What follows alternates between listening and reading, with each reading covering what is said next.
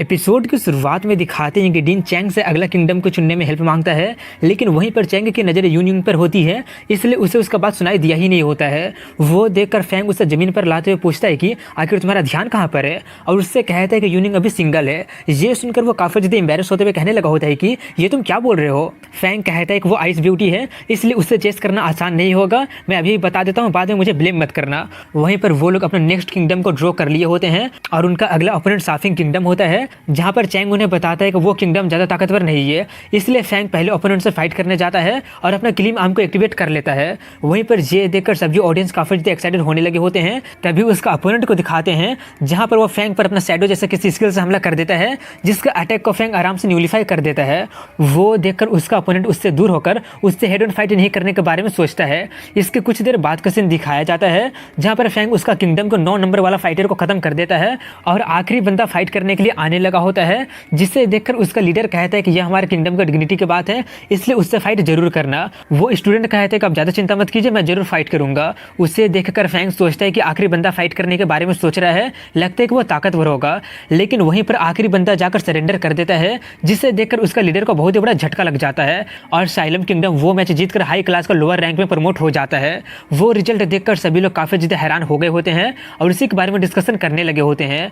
वहीं पर उसे जीतता देखकर उसकी दोनों गर्लफ्रेंड जाकर उसे लिपटने लगी होती है। वो देखकर चैंग को काफ़ी ज़्यादा जलन होने लगी होती है, इसलिए वो फैंग को वहाँ से लेकर जाते हुए कहते हैं कि अब तुम वार्म अप कर लिए हो, चलो अब मैं तुम्हें बड़ी मछली के पास लेकर जाता हूँ। इसके बाद एक हाई क्लास मीडियम रैंक के किंगडम को दिखाते हैं, जहाँ पर वो लोग फैंग के बारे में सुनकर थोड़ा सा डर गए होते हैं, लेकिन तभी उनका एक डिसाइपल उन्हें शांत करते हुए कहता है कि आप लोग ज़्यादा चिंता मत कीजिए, मुझे ये चांस दे दीजिए। ये बोलकर वो फैंग से फाइट करने चला जाता है। वहीं पर फैंग उसका लेवल एंसेस्टर का सेकंड इननेट को देखकर सोचता है कि वो तो एवरेज है, लेकिन तभी वो उसका बॉडी में से ई क्रिस्टल का ऑरा को फील करके थोड़ा सा सतर्क हो जाता है और जल्दी से अपने क्लीन आर्म को एक्टिवेट करके उससे फाइट करना स्टार्ट कर देता है। और कुछ सेकंड के फाइट के बाद फैंग कहता है कि उतना भी बुरा नहीं है, तुम्हारे पास थोड़ा सा स्ट्रेंथ है। उसका अपोनेंट कहता है कि तुम ज़्यादा चिंता मत करो, वार्म अप खत्म हो गया है, अब असली पावर दिखाने का वक्त आ गया है। ये सुनकर फैंग थोड़ा सा शॉक्ड हो जाता है। तभी उसका अपोनेंट अपना फुल पावर का यूज करने लगा होता है। वो देखकर फैंग कहता है लगता है कि मुझे भी अपना कार्ड दिखाना पड़ेगा। ये बोलकर वो दोनों फिर से एक दूसरे पर अटैक कर देते हैं, लेकिन अचानक फैंग अपने ग्रेविटी वाले स्किल का यूज कर देता है,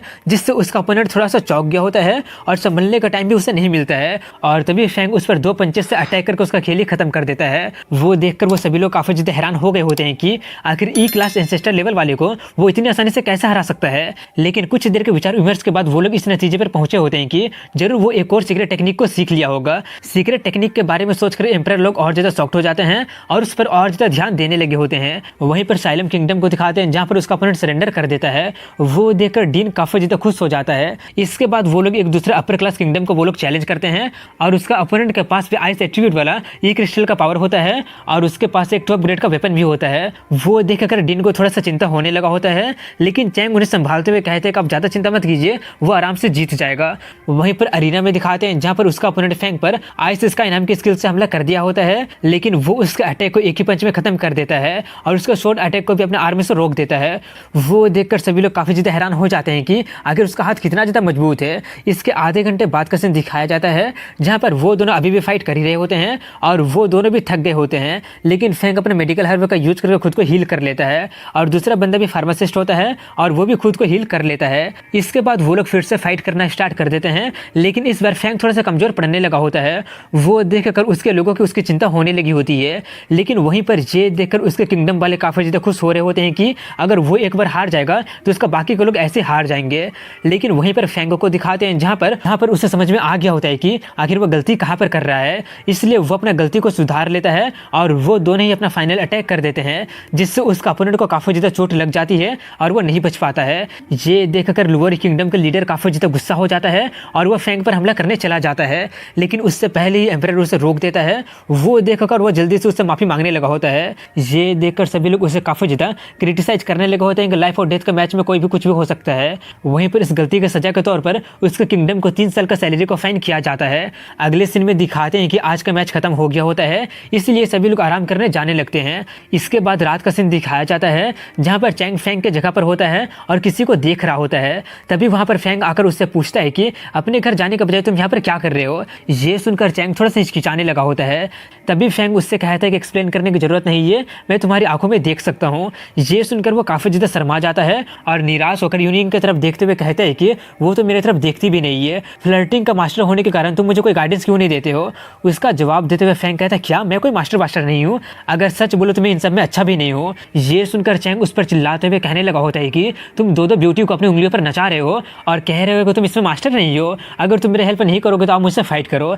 ये सुनकर फैंग उससे फाइट करने के लिए तैयार हो जाता है। अगले सीन में जिन डायनेस्टी के पैलेस को दिखाते हैं जहाँ पर एम्परर को फैंग का इन्फॉर्मेशन मिल गया होता है। उसका इन्फॉर्मेशन देखकर एम्परर थोड़ा सा चौंक गया होता है। इसके बाद फिर से टूर्नामेंट स्टार्ट हो जाता है और बताया जाता है कि सेकंड स्टेज का टूर्नामेंट में 63,000 लोग रजिस्टर किए होते हैं और ये टूर्नामेंट 2.5 महीने तक चला होता है। सभी प्लेयर को 10 में से 6 मैचेस को जीतना पड़ेगा, तब जाकर वो लोग टॉप 10,000 में एंटर करेंगे। टॉप 10,000 में एंटर करने के बाद उन सभी लोगों को 10 मैचेस जीतना पड़ेगा, तब जाकर वो लोग टॉप 1000 में एंटर कर पाएंगे। और टॉप 1000 में एंटर करने के बाद उन सभी लोगों को फिर से 10 लगातार मैचेस को जीतना पड़ेगा, तब जाकर वो लोग टॉप 100 में एंटर कर पाएंगे। और उसके बाद टॉप 10 लोगों को सिलेक्ट किया जाएगा फाइनल राउंड के लिए, जिसमें से टॉप 3 को डिसाइड किया जाएगा और वही लोग विनर होंगे। वहीं पर अरीना में दिखाते हैं जहां पर क्योंग टॉप 100 में एंटर कर गई होती है और उसका की भी इवॉल्व हो गया होता है। वो देखकर फैंग उसके लिए काफी ज्यादा खुश होता है और सिर्फ फैंग और क्योंग ही टॉप 100 में एंटर कर पाते हैं। और ऐसा पहली बार हुआ होता है कि साइलम किंगडम टॉप 100 में पहुंचा हो, इसलिए डीन काफी ज्यादा खुश होता है।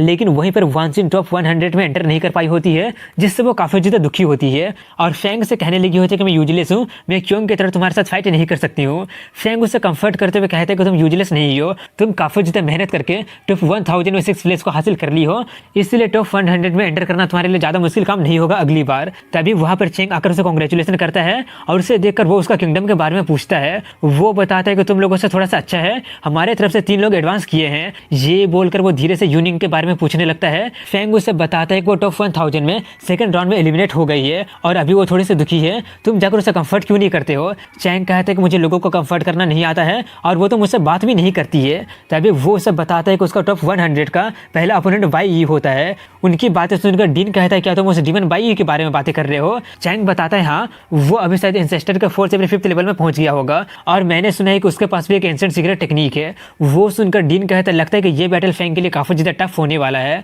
इसके बाद उनका बैटल स्टार्ट होने वाला होता है, जहां पर फैंग उससे कहता है कि मैंने तुम्हारे बारे में बहुत सुना है। बाई ई भी उससे कहता है कि मैंने भी तुम्हारे बारे में बहुत सुना है। ये बोलकर वो एक लकड़ी का टुकड़ा निकालता है और वो कोई आम लकड़ी का टुकड़ा नहीं होता है, बल्कि वो उसका नाभि से ग्रो हुआ होता है और वो किसी टॉप ग्रेड के वेपन जितना पावरफुल होता है। वो उसका यूज करके उससे लकड़ी का ड्रैगन बनाकर फैंग पर हमला करवा देता है, लेकिन फैंग एक ही पंच में उसका काम तमाम कर देता है।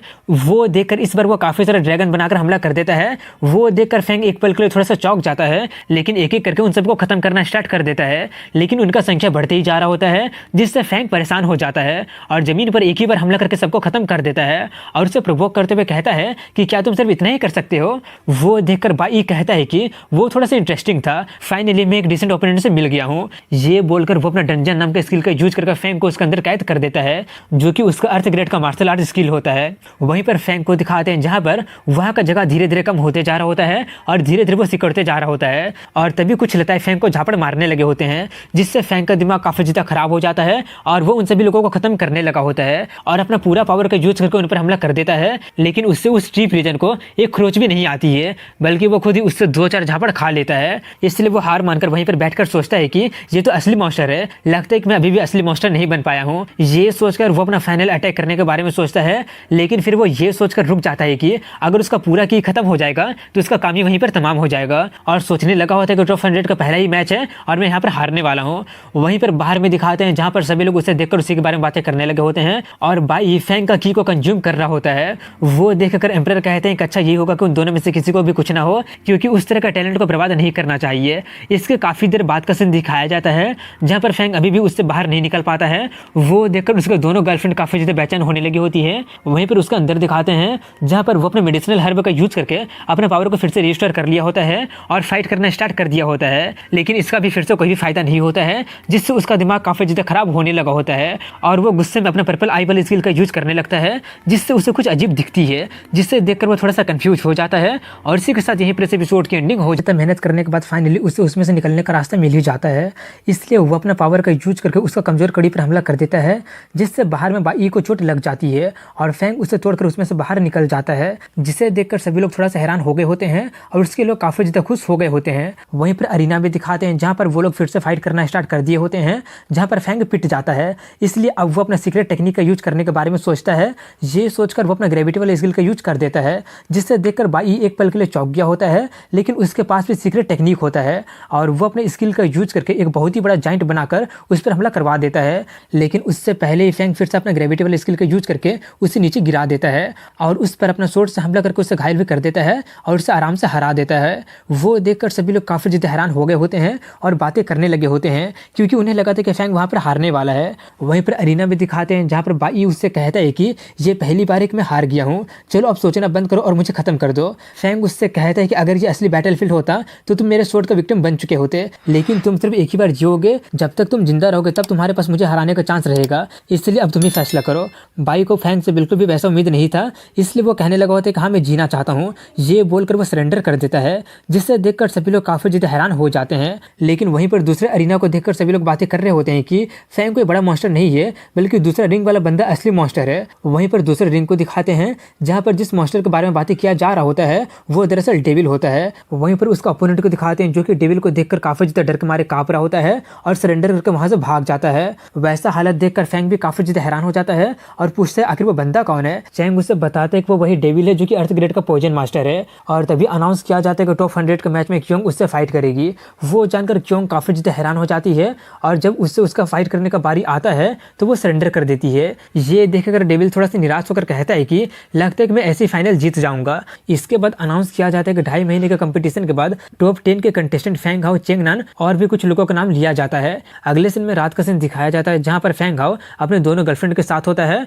और वान सिन उससे पूछ रही होती है क्या तुम्हें लगता है कि तुम फर्स्ट प्लेस को हासिल कर लोगे। फैंग कहता है कि ये जरूरी नहीं है, क्योंकि काफी सारे लोग टॉप 10 में एंटर कर पाए हैं। क्योंग दुखी होकर कहती है कि अगर तुम टॉप 3 में आ जाओगे तब तुम्हें सेंट किंग माउंटेन जाने का मौका मिलेगा और उस तरह से हम लोग फिर से अलग हो जाएंगे। फैंग उन दोनों को हक करके कहता है कि तुम लोग ज्यादा चिंता मत करो, क्योंकि जब टाइम आएगा तो मैं तुम दोनों को भी लेकर चलूंगा। ये बोलकर वो सोचने लगा होता है कि तुम लोगों के साथ रहने में मजा आता है इसलिए। और उन दोनों का ब्रेस्ट को उससे टच होने के कारण फैंग रिएक्ट करने लगा होता है और उसका बॉडी को गर्म होते देखकर वो लोग पूछने लगे होते हैं कि कहीं तुम्हें बुखार उखार तो नहीं लग गया है ना। ये बोलकर वो लोग चेक करने लगे होते हैं, जिससे देखकर फैंग और ज्यादा शर्मा जाता है और उनसे दूर होकर कहने लगा होता है कि बस 1 मिनट में ठीक हो जाएगा। वहीं पर वो क्या है वो जानकर वो दोनों काफी ज्यादा शर्मा कर वहां से भाग जाते हैं। इसके बाद कल का सीन दिखाया जाता है, जहां पर आज टूर्नामेंट का आखिरी दिन होता है, क्योंकि आज ही फाइनल होता है, जिसमें से टॉप 3 वाले सेंट किंग माउंटेन में एंटर कर पाएंगे। और वो मैच देखने के लिए सेंट किंग माउंटेन से एक बंदा आता है और उसके अलावा बिंग ची और यून डायनेस्टी के लोग भी वहां पर देखने आए होते हैं। और सेंट किंग माउंटेन का बंदा एम्पायर को मॉक करते हुए कहता है कि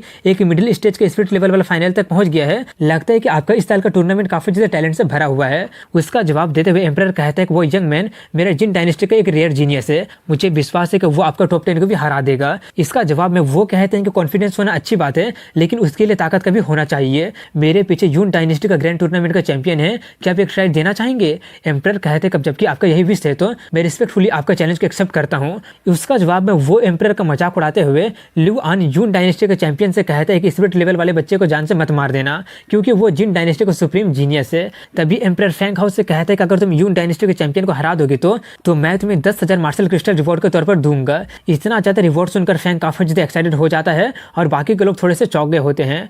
वहीं पर जब उनका फाइट स्टार्ट होता है तो फैंग सिर्फ एक ही पंच में उसका खेल खत्म कर देता है, जिससे देखकर सभी लोग काफी ज्यादा शॉक्ड हो गए होते हैं और सेंट किंग बंदा का मुंह ही बंद हो गया होता है। और तभी एम्पायर उसे 10,000 क्रिस्टल दे देता है और फाइनल स्टेज को शुरू भी कर देता है, जहां पर फैंग हाओ फाइट करना स्टार्ट कर देता है और वो आराम से लगातार 7 मैच जीत गया होता है और डेविल और चैंग नान भी आराम से 7 मैचेस जीत गए होते हैं। वहीं पर डेविल और चैंग नान के बीच में फाइट स्टार्ट होने वाला होता है, जिसे देखने के लिए सभी लोग काफी ज्यादा एक्साइटेड हो गए होते हैं। लेकिन उन सभी की एक्साइटमेंट खत्म हो जाती है, क्योंकि चैंग सरेंडर कर देता है। तभी फैंग उससे फाइट करने के लिए जाने लगा होता है। वो देखकर सभी लोग उससे कहने लगे होते हैं कि आखिर तुम अभी तक वहां पर क्या कर रहे हो, हम तुम्हें और चैंग नान को सेकंड प्लेस के लिए फाइट करते देखना चाहते हैं। वो पोइजन मास्टर है, क्या तुम पागल पागल हो गए हो। इसी तरह का टिप्पणियां सभी लोग देने लगे होते हैं। वहीं पर फैंग को हार ना मानता देखकर डेविल उससे पूछता है कि आखिर तुम हार क्यों नहीं मान रहे हो। उसका जवाब में फैंग कहता है कि मैं ये देखना चाहता हूँ कि तुम सच में उतना ताकतवर हो या फिर फेंक रहे हो। वहीं पर ये देखकर एम्पायर भी थोड़ा सा हैरान हो गया होता है कि आखिर वो हार क्यों नहीं मान रहा है और वो समझ जाता है कि वो उससे फाइट करने वाला है, इसलिए वो जल्दी से फार्मासिस्ट मास्टर को बुलाता है ताकि उसका मरने से पहले उसे बचा लिया जाए। दूसरी तरफ स्टेज पर डेविल उससे कहता है क्या तुम्हें पता है कि तुम्हारा क्यूरियोसिटी के कारण तुम मारे भी जा सकते हो। फैंग कहता है हाँ मुझे पता है, लेकिन तुम मुझे मार नहीं सकते हो। ये सुनकर डेविल कहता है तो अब तुम मुझे ब्लेम मत करना। ये बोलकर वो अपना पॉइजनस गैस से हमला कर देता है। वो देखकर सभी लोगों को उस पर दया आने लगी होती है, क्योंकि वो लोग मान लिए होते हैं कि वो नहीं बच पाएगा। वहीं पर एम्पायर का बुलाया हुआ फार्मासिस्ट भी आ गया होता है, जिससे देखकर एम्पायर एम्परर जल्दी से उसे बचाने के लिए कहता है, लेकिन जब वो देखते हैं तो उसे पता चल जाता है कि वो भी एक फार्मासिस्ट है। वो देखकर वो एम्परर को बताता है कि देखकर तो वो बंदा मिस्ट्री लेवल का फार्मासिस्ट लग रहा है। वो जानकर एम्परर और ज़्यादा खुश हो जाता है और उसे किसी भी कीमत पर बचाने के लिए कहने लगा होता है, क्योंकि वो अर्थ ग्रेड का पॉइजन मास्टर को फेस कर रहा होता है। वहीं पर फैंग को दिखाते हैं जहाँ पर अब उसे तकलीफ होने लगी होती है और उसका सारा हर्बे भी खत्म हो गया होता है। इसलिए अब कोई चारा ना होने के कारण वो रेड लोटस किंग का पावर का यूज करना लगता है, जिससे वो उसका गैस से बाहर निकल जाता है। वो देखकर डेविल के साथ साथ बाकी के सभी लोग भी काफी ज्यादा हैरान हो गए होते हैं। दूसरी तरफ फैंग को दिखाते हैं जहाँ पर उसे एक अजीब चीज फील होने लगी होती है और वो ये होता है कि उसका पॉइजनस गैस में कुछ ऐसे इंग्रेडिएंट मिला होता है जो कि फैंग के फार्मासिस्ट का लेवल को बढ़ाने में हेल्प कर रहा होता है। वो जानकर फैंग काफी ज्यादा खुश हो जाता है और उसे और ज्यादा प्रोवोक करने लगा होता है। उसका प्रोवोकेशन को सुनकर डेविल और ज्यादा गुस्सा हो जाता है और सोचता है कि हालांकि मैंने सिर्फ 10% पावर का यूज किया था लेकिन वो बच गया है, इसका मतलब जरूर वो अर्थ ग्रेड का फार्मासिस्ट होगा। ये सोचकर वो फिर से उस पर अटैक कर देता है, लेकिन उससे फैंग को और ज्यादा फायदा होने लगा होता है, जिससे वो काफी ज्यादा खुश होता है। वहीं पर ये सब देखकर सभी ऑडियंस उन्हीं दोनों के बारे में बातें करने लगे होते हैं और उसके दोस्तों को उसको लेकर काफी ज्यादा चिंता होने लगी होती है। दूसरी तरफ वो हालात देखकर एम्परर पूछता है कि वहां पर कोई भी मूवमेंट क्यों नहीं हो रहा है। ये बोलकर वो उसे चेक करने के लिए भेजने लगता है, लेकिन मास्टर फार्मासिस्ट कहता है कि आप ज्यादा चिंता मत कीजिए, मैं अभी भी गलत था। वो मिस्ट्री ग्रेड का नहीं बल्कि अर्थ ग्रेड का फार्मासिस्ट है और उसका ताकत मुझसे भी कम नहीं है। वो जानकर एम्परर और ज्यादा हैरान हो जाते हैं। वहीं पर स्टेज पर दिखाते हैं जहां पर डेविल और पावर का यूज करने लगा होता है, जिससे फैंग और ज्यादा एक्साइटेड हो जाता है और बस अब कुछ ही देर की बात होती है जहां पर वो सच में असली अर्थ ग्रेड में पहुंच जाएगा। और तभी उसका मिस्ट्री ग्रेड का मेडिकल पिल जो कि उसके बॉडी में होता है, जो कि अर्थ ग्रेड से कम ताकतवर नहीं होता है, अब वो फाइनली ब्रेक थ्रू करने लगा होता है। ये देखकर फैंग काफी ज्यादा खुश हो जाता है और वो उसका पॉइजनस मिस्ट को खत्म करने लगा होता है, जिससे देखकर डेविल के साथ सभी लोग फिर से काफी ज्यादा हैरान हो गए होते हैं और उसका अर्थ ग्रेड वाला बात को कुछ लोग गेस करने लगे होते हैं। वहीं पर चेंग नन उसका अर्थ ग्रेड वाला बात को गेस करके सोचता है, तो इसीलिए वो दोनों लड़के उसके पीछे दीवाने हैं। लगता है कि हम दोनों सेम लेवल पर नहीं है। दूसरी तरफ वो देखकर एम्परर पूछता है कि आप बोले कि डेविल बंदा मिडिल रैंक का अर्थ ग्रेड का पॉइजन मास्टर है, तो कहीं इसका मतलब फैंग भी। मास्टर उसका बात को पूरा करने से पहले हाँ में जवाब दे देता है। वो जानकर एम्परर दोनों के मैच को टाई डिक्लेयर कर देता है, जिसे सुनकर दूसरे डायनेस्टी से आए लोग थोड़े से कंफ्यूज हो जाते हैं कि आखिर वो ऐसा क्यों कर दिया है। वहीं पर उनकी बातें सुनकर एम्परर सोचते हैं कि माफ करना, लेकिन मैं अपने जिन डायनेस्टी के फ्यूचर मास्टर को एक्सपोज नहीं कर सकता हूँ। दूसरी तरफ वो सुनकर फैंग हाउ थोड़ा सा चौंक गया होता है और डेविल को देखकर सोचता है कि लगता है कि वो अपने बॉडी में एक फिजिकल पॉइजन पिल को गैदर नहीं किया है, नहीं तो उसका बॉडी का टॉक्सिसिटी और अभी अनकंट्रोलेबल रिवील नहीं हो रहा होता। लेकिन फ्यूचर में सेंट किंग माउंटेन में उसके पास काफी सारा मौका होगा। तभी वहां पर उसकी गर्लफ्रेंड आकर उससे गले लगकर कहने लगे होते हैं कि तो क्या इसका मतलब अब हम लोग घर जा सकते हैं। फैंग कहता अभी भी एक काम बच रहा है। ये बोलकर वो चेंग नन से फाइट करने चला जाता है। उसे देखकर चेंग नन उससे कहता है कि मैं मानता हूँ कि तुम्हारा फार्मासिस्ट वाला एबिलिटी मेरे पहुंच से बाहर है, लेकिन ताकत के मामले में ऐसा नहीं है। ये बोलकर वो अपना पूरा पावर का यूज करने लगा होता है और वो एंसेस्टर का 4th इनेट लेवल में होता है। वो लोग फाइट करना स्टार्ट कर देते हैं, जिससे उनका फिस्ट को टकराने से एक जोरदार ब्लास्ट हो जाती है, जिससे देखकर सभी लोग काफी ज्यादा शॉक्ड हो गए होते हैं। वहीं पर वो लोग कहते हैं कि वार्म अप का टाइम खत्म हो गया है। ये बोलकर वो लोग फिर से फाइट करना स्टार्ट कर देते हैं और फैंग अपना ग्रेविटेबल स्किल का यूज कर देता है, जिससे चैंग थोड़ा सा चौंक जाता है, क्योंकि उससे उसको उम्मीद पहले से था, लेकिन इसका उम्मीद नहीं था कि प्रेशर जितना वो सोचा था उससे ज्यादा होगा। इसलिए वो अपना और ज्यादा ताकत का यूज करके उसके जाल से बाहर निकलकर उस पर अटैक कर देता है, जिसके काउंटर में फैंग भी अटैक करता है, जिससे वहां पर पहले वाले से बड़ा ब्लास्ट हो जाता है। वहीं पर वो सब देखकर एम्परर कहता लगता है कि इस पर फैंग अब हारने वाला है। उसका एक साथी उससे कहता है कि उसका लेवल अभी कम है, लेकिन सिर्फ एक ही साल में चेंग नन उसका अपोनेंट नहीं रहेगा। दूसरी तरफ स्टेज को दिखाते हैं जहां पर फैंग स्पिरिट के पीक लेवल में ब्रेक थ्रू कर लिया होता है, जिससे देखकर चेंग थोड़ा सा चौंक जाता है, लेकिन तभी वो उसे कांग्रेचुलेशन बोलकर उसे उसका पूरा पावर का यूज करने के लिए कहता है। ये बोलकर वो अपना 3 रंग वाला फ्लेम का यूज करने लगता है। वो देखकर फैंग कहता है कि तुम और कितना सारा पावर को छुपा के रखे हो। ये बोलकर वो अपना स्वॉर्ड से हमला कर देता है, जिसे रोकने के लिए चेंग अपना सबसे पावरफुल स्ट्राइक करता है। वहीं पर वो सब देखकर एम्परर कहते हैं कि वो दोनों सच में पियरलेस जीनियस है, लेकिन इस बार तो फैंग हाउ को हारना ही चाहिए क्योंकि उसका लेवल अभी कम है। लेकिन वहीं पर उन दोनों को दिखाते हैं जहां पर उन दोनों का टकराव से एक बहुत ही बड़ा ब्लास्ट हो जाता है और इसी के साथ यहीं पर इस एपिसोड के वो लोग अपना फाइनल अटैक कर देते हैं, जिससे फैंग उसका हाथ को चोट पहुंचा देता है, जिसे देखकर चैंग एक पल के लिए थोड़ा सा चौंक गया होता है, लेकिन कहता है कि मैं हार मानता हूं, तुमने मेरा वोल्केनो हैंड को तोड़ दिया है, इसलिए अब कंपेयर करने की जरूरत नहीं है। दूसरी तरफ वो सब देखकर एम्परर भी काफी ज्यादा हैरान हो जाता है, लेकिन तभी रिजल्ट अनाउंस करता है, जिसमें फर्स्ट प्लेस पर फैंग और डेविल मो होता है, सेकंड प्लेस पर चेंगनान होता है और थर्ड प्लेस पर तोंगचोंग होता है। इसके बाद अगले सीन में दिखाते हैं कि चेंगनान फैंग से पूछ रहा होता है कि आखिर तुमने मुझे हराया कैसे, लेकिन उसकी दोनों गर्लफ्रेंड उसे लेकर जाते हुए उसे इग्नोर करने के लिए कहते रहते हैं। तभी यूनिंग उससे कहते हैं कि उससे पूछने की जरूरत नहीं है क्योंकि वो एक मॉन्स्टर है। यूनिंग को देखकर वो शर्माते हुए कहने लगा होता है कि क्या मैं तुमसे बातें कर सकता हूँ। हूँ। उसका वैसा एक्सप्रेशन देखकर वो काफ़ी ज़्यादा शॉक्ड हो जाती है और पूछती है तुम मुझसे क्या चाहते हो। चैंग काफ़ी ज़्यादा नर्वस होते हुए कहने लगा होता है कि क्या तुम मुझे एक चांस नहीं दे सकती हो क्या, ताकि हम लोग अच्छे से गेट अलोंग हो सके। उसका वैसा जवाब सुनकर वो काफ़ी ज़्यादा शर्मा जाती है और उसे पीटने जाती है। लेकिन वहीं पर चैंग उसका हाथ को पकड़कर उससे अपने करीब लाकर फ्लर्ट करने लगा होता है कि तुम्हारा हाथ सच में कितना ज़्यादा कूल है, जिससे वो और ज़्यादा शर्मा जाती है और खुद को छोड़ देने के लिए कहने लगी होती है। लेकिन वो उसे ना छोड़कर फालतू की बकवास करने लगा होता है, इसलिए वो उसका मेन पार्ट पर मार देती है और मारकर कहती है कि अगर चांस चाहते तो पहले फेंग हाओ को सरपास करना होगा तुम्हें। ये बोलकर वो जाने लगती है। वहीं पर वो अपना पकड़कर उससे पूछता है कि क्या तुम इस कंडीशन को चेंज नहीं कर सकती हो क्या। इसके बाद अगले सीन में फेंग को दिखाते हैं जो कि अपने दोनों गर्लफ्रेंड के साथ बाजार गया होता है। लेकिन फेंग हाओ को लोग पहचान कर सभी लोग उसका ऑटोग्राफ मांगने लगे होते हैं, जिससे उन लोगों को वहां से भागना पड़ता है और कुछ दूर आकर वो लोग आराम से जाने लगे होते हैं। लेकिन उन दोनों को ज़्यादा खुश ना देखकर वो उसका कारण पूछता है। वो लोग कहते हैं कि तुम बोले थे कि तुम हम दोनों को भी सैंड किंग माउंटेन में लेकर जाओगे। वो जानकर फेंग थोड़ा सा चौंक जाता है क्योंकि वो उसके बारे में पूरी तरह से भूल गया होता है और उसे लू सोंग की बात याद आता है जो कि उससे कहा होता है कि वो उसका हेल्प ले सकता है। इसलिए वो उसके एड्रेस पर चला जाता है जहाँ का एड्रेस लू सोंग उसे दिया होता है। लेकिन वो जगह काफ़ी ज़्यादा सैबी होता है, जिससे देखकर उन्हें लग नहीं रहा होता कि वहाँ पर कोई रहेगा। लेकिन जब फेंग वहाँ पर जाता है तो लू सोंग वहीं पर होता है जो कि उसी का इंतजार कर रहा होता है। फेंग जाकर उससे अपना प्रॉब्लम बता देता है कि वो अपने दोनों गर्लफ्रेंड को सैंड किंग माउंटेन में लेकर जाना चाहता है, जिसके लिए लू सोंग काफ़ी आसानी से मान जाता है और कहता है कि काम हो जाएगा। वो जानकर फेंग थोड़ा सा हैरान हो जाता है। इसके बाद जिन डायनेस्टी के पैलेस को दिखाते हैं जहां पर मास्टर लू सोंग लेटर लिखकर एम्परर को क्योंग लिंगर और वांसिन को सैंड किंग माउंटेन में एंटर करने की बात किया होता है। जो जानकर एम्परर थोड़ा सा चौंक गया होता है, लेकिन कहता है कि मास्टर लू सैंड किंग माउंटेन के एक एल्डर है तो उनके पास ये पावर ऑलरेडी है। इसके बाद हाफ मंथ बाद साइलम किंगडम का सीन दिखाया जाता है जहां पर डीन लोग जाकर फेंग चेंग को उसका जीतने के बाद बता देता है। जो जानकर फेंग चेंग काफी ज्यादा हैरान हो जाता है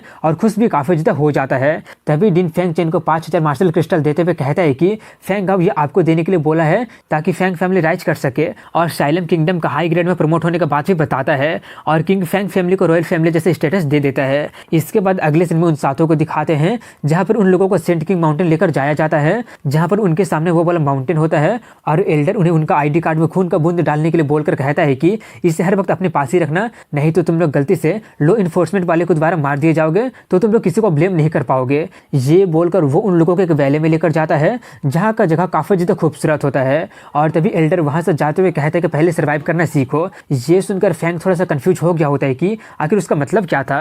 तभी वहां पर ऊगेंग नाम का बंदा जो कि एंसेस्टर का 5 इंडियन रिलम में होता है, वो अपने कुछ लोगों के साथ आते हुए कहता है कि तो इस बार 7 लोग सिलेक्ट हुए हैं और उन्हें प्रवोक करने लगे होते हैं, जिसमें कि चेंगनान भी पीछे नहीं हटता है। वो देखकर एक टकलू बंदा कहता है क्या तुम हीरो बनना चाहते हो, हालांकि यहाँ पर लोगों को मारना अलाउ नहीं है लेकिन सबक सिखाने का कई रास्ता यहाँ पर जरूर है। तभी फेंग चैंग को साइड करते हुए कहता है कि मैं ट्राई करना चाहता हूँ। उसका हिम्मत देखकर ऊगेंग कहता है कि अगर पिटना चाहते तो चलो, अपने फैमिली में तुम ट्रेजर होगे लेकिन यहाँ पर तुम नहीं हो। ये बोलकर वो उन लोगों को लेकर जाने लगा होता है जहाँ पर वो लोग जाकर देखते हैं कि वहाँ पर सभी लोग एक दूसरे से फाइट करके प्रैक्टिस कर रहे होते हैं। वहाँ पर जाकर ऊगेंग सबसे कहता है कि 7 नए लोग आ गए हैं, क्या यहाँ पर कोई है जो कि उन्हें ट्रेन करके उनके लिए रूल्स को सेट करना चाहेगा। उसकी बातें सुनकर एक बंदा उसे सबक सिखाने के बारे में कहने लगा होता है। फेंग उसके लिए तैयार हो जाता है और रजिस्टर करने चला जाता है, जहाँ के एल्डर मिस्टर चू फेंग से कहता है कि अगर तुम चाहो तो रिजेक्ट भी कर सकते हो। लेकिन फेंग कहता कोई बात नहीं। रजिस्टर करने के बाद वो उस बंदे से फाइट करने चला जाता है और जाकर देखने पर पता चलता है कि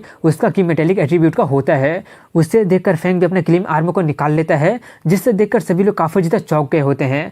तभी वो बंदा फेंग पर अपने स्पीयर से हमला करने आ जाता है, लेकिन फेंग उसके अटैक को ब्लॉक करके उस पर अटैक करके उसे नीचे फेंक कर हरा देता है, जिससे देखकर सभी लोग काफी ज्यादा चौंक जाते हैं और वो गैंग उसे गार्बेज कहने लगा होता है। वो देखकर फेंग उससे कहता है कि अगर वो गार्बेज है तो तुम खुद ही यहाँ पर आकर मुझसे क्यों नहीं फाइट कर लेते हो। वो सुनकर वो गैंग कहने लगा होता है कि क्या तुम मुझे प्रवोक करने की कोशिश कर रहे हो। वो गैंग ज्यादा ताकतवर नहीं होता है, बल्कि वो अपने भाई ऊ हेन के दम पर लोगों को बुली करते रहता है, जो कि स्टार पिक के टॉप 3 के रैंक में आता है। वहीं पर फेंग उसे इन्हें प्रवोक कर दिया होता है, इसलिए अब वो उससे फाइट करने जाने लगा होता है, जिसे देखकर उसकी गर्लफ्रेंड को चिंता होने लगी होती है कि कहीं वो मुसीबत में तो नहीं पड़ने वाला है ना। चैंग उन्हें शांत करते हुए कहता है कि ज्यादा चिंता मत करो, चाहे वो लोग कितने खतरनाक क्यों ना हो, लेकिन वो इस डेविल बंदे से खतरनाक नहीं हो सकता है। दूसरी तरफ स्टेज पर वो गैंग अपना स्वॉर्ड से उस पर हमला करने जाता है, लेकिन फेंग अपना ग्रेविटी वाले स्किल का यूज कर देता है, जिससे वो नीचे गिर जाता है और मौके का फायदा उठाकर फैंग उस पर अटैक करके उसे बाहर फेंक देता है, जिससे वो हार जाता है। वो देखकर सभी लोग काफ़ी ज़्यादा हैरान हो गए होते हैं और उन्हें विश्वास हो ही नहीं रहा होता है।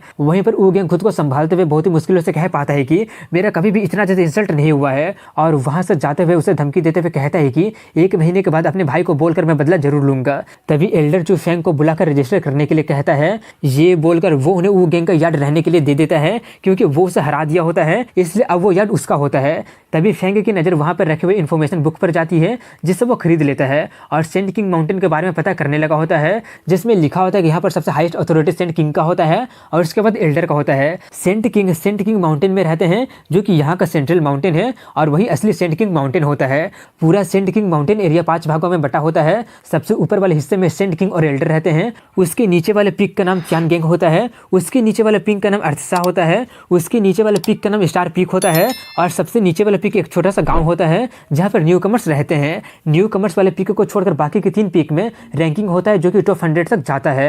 हर साल वो लोग कंपीट करके री रैंक करते रहते हैं और जितना ज़्यादा रैंकिंग होगा रिसोर्सेज भी उतना ज़्यादा मिलता रहेगा। सभी पीक पर बैरियर लगा होता है और सबसे कम पीक पर भी बैरियरेबल लेवल का होना चाहिए, तब कोई एंटर कर पाएगा। वो सब जानकर फैंग कहता चलो अच्छा हुआ कि हमारे पास ऑलरेडी एक यार्ड आ गया है, नहीं तो हमें काम करने वाला डिसेबल बनना पड़ता, नहीं तो सोने के लिए जिसके पास कोर्ट यार्ड होता उसके पास जाना पड़ता। ये बोलकर वो लोग अपने कोर्ट यार्ड में चले जाते हैं, जो कि पहले वू गैंग का हुआ करता था, जहाँ पर 15 रूम होता है और फैंग सभी को एक-एक रूम चुनने के लिए कहता है। और डेविल को कोई भी रूम ना चुनता देखकर फैंग उससे पूछता है कि तुम क्यों नहीं चुन रहे हो। डेविल उससे कहता है कि ये मत सोचो कि मैं तुम्हारे साथ रह रहा हूँ तो मैं तुम्हारी बात मानूंगा। फैंग उससे कहता है कि तुम्हें उतना ज़्यादा सोचने की जरूरत नहीं है। इतना बोलकर वो उससे पूछ लेता है कि तुम्हारे बॉडी का पॉइजन पिल अभी तक सॉलिड नहीं हुआ है ना। ये सुनकर वो काफ़ी ज़्यादा शॉक्ड हो जाता है और पूछता है कि तुम्हें कैसे पता चला। फैंग उसका कोई भी जवाब ना देकर कहते हैं कि इसमें शायद मैं तुम्हारी हेल्प कर सकता हूँ। तभी पॉइजन मास्टर के बारे में बताया जाता है कि पहले दुनिया पॉइजन मास्टर से काफ़ी ज़्यादा डरा करती थी, लेकिन फिर एक दिन कुछ लोग लाइट अलायंस नाम का अलायंस बनाकर पूरे पॉइजन मास्टर को खत्म कर दिया था,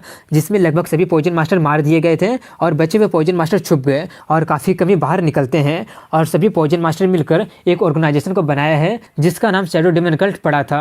वो सभी बातें याद करके डेविल सोचता है कि क्या मुझे इस पर यकीन करना चाहिए। तभी डेविल के बारे में बताया जाता है कि पहले वो एक नेचुरली वेस्ट था, फैमिली का सबसे लोएस्ट रैंक का हुआ करता था।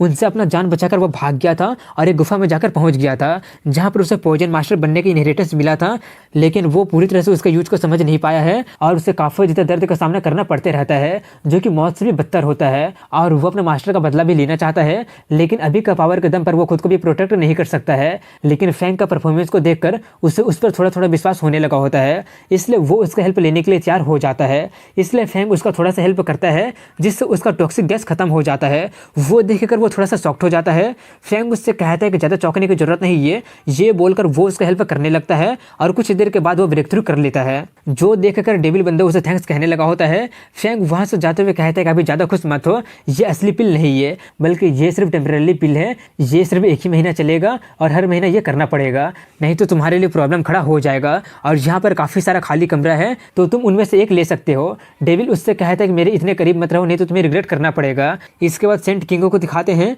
जहाँ पर उसे पता चलता है कि इस बार 7 लोग आए हैं, जिसमें से 4 विनर होता है और 3 लोग मास्टर लू सोंग के रिकमेंडेशन पर आए होते हैं।